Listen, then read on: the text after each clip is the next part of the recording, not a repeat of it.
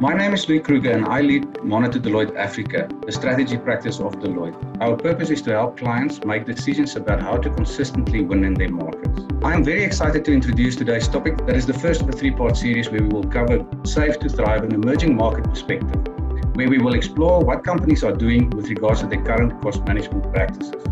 The second piece, embedding sustainability and creating shareholder value, will explore how organizations can embed sustainability into their businesses and why, when this is well done, it can create long-term value. And then lastly, growth in turbulent times, which is a piece where we really explore how organizations can grow in the current market conditions. The resulting economic fallouts from various different levels of lockdowns has really placed many businesses in financial difficulty and in distress.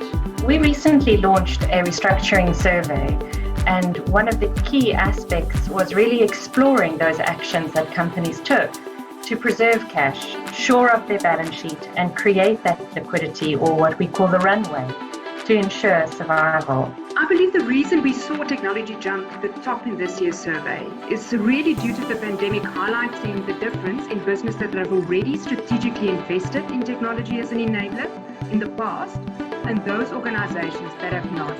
Their employees also adjusted a lot quicker to these new ways of working because they were already used to making use of either cloud-based technologies or collaboration platforms in terms of working together with one another within a team, especially in areas such as customer engagement as well as digital supply chains. Thinking about what skills we need and also how we're going to organize our people going forward is becoming a crucial consideration.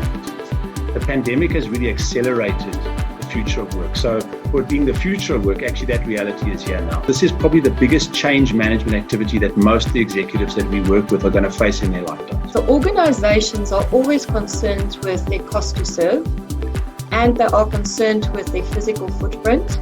And then how do they move into the digital world and their digital transformation?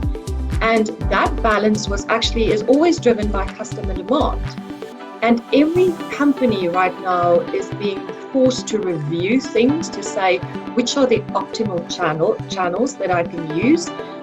Where are my customers moving and migrating into the digital world? And the physical footprint is, how do I justify when we do see in South Africa quite an omni-channel environment and experience that are fairly unique to our world?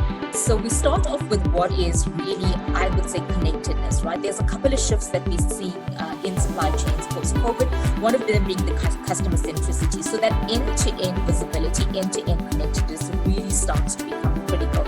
Not only are you acting as supply chain, understanding the product and how you move that product, but also what is the impact of customer demand and how that is actually going to be seen through in your actual supply chain. I think you'll agree that each one of these themes that we've covered today certainly have their own set of complexities to think through, not to mention a range of interdependencies between them. Thank you so much for joining us.